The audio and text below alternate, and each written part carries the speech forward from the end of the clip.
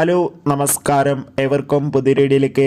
Turbo എന്ന ചിത്രത്തിൻ്റെ 3-ാം ദിവസത്തെ ഏറ്റവും പ്രധാനപ്പെട്ട കേരള കളക്ഷൻ അപ്ഡേഷൻ ആണെന്നൊരു വീഡിയോ ഭാഗത്ത്. വീഡിയോയിൽ മുൻപ് വീഡിയോ ലൈക്ക് ചെയ്യുക, ചാനൽ സബ്സ്ക്രൈബ് ചെയ്യുക.